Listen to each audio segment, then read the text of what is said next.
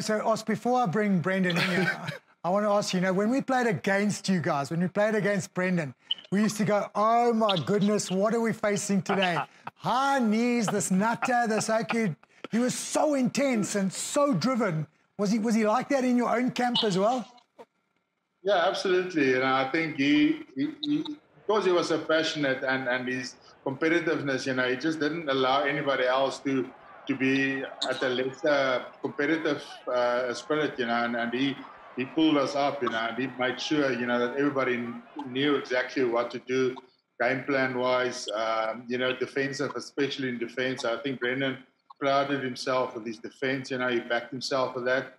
And obviously, I mean, he proved that he could defend, and he obviously, I mean, as I said, he's just one of those guys that you'd rather play with than against, just because of the fact that, like you said, he's always in your face, and you always know, that he'll be there, and just don't forget about it. Brendan, what was your first I guess, what did you think of also the first time you saw him? Just your first impressions of the youngster, big man playing up front row. Sometimes he sort of pops around next to you on the centres. I think, Bob's, in rugby, you have space for a lot of different personalities and different talents. And I think a lot of us played rugby. We were good rugby players, but we didn't have special gifts. And I can speak for myself. I was competitive and I worked hard, and I worked on the skills, and I wasn't too slow, but I wasn't amazing, to be brutally honest.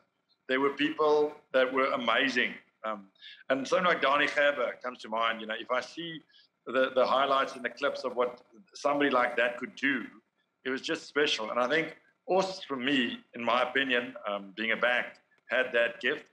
Os was amazing. Os was exceptionally fast. He had exceptionally good hands. He had a way of defending where he could keep his feet close in the olden days, so Os could smash people. And I think that for me was the thing with Os. Os was a really nice guy, but very few prop forwards aren't nice people. They get on with most people. They've got a way about them. But for me, the take on Os was special.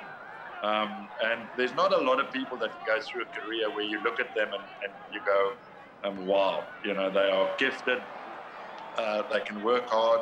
I think the other thing about Os is, you guys must remember, Os played and won the World Cup and had a stuffed knee. Os retired. And then Os came back, and a lot of credit to Jake White, convincing Os to come back. And Os played, I think, another 50 test matches, or was it more, 70 test matches with that knee.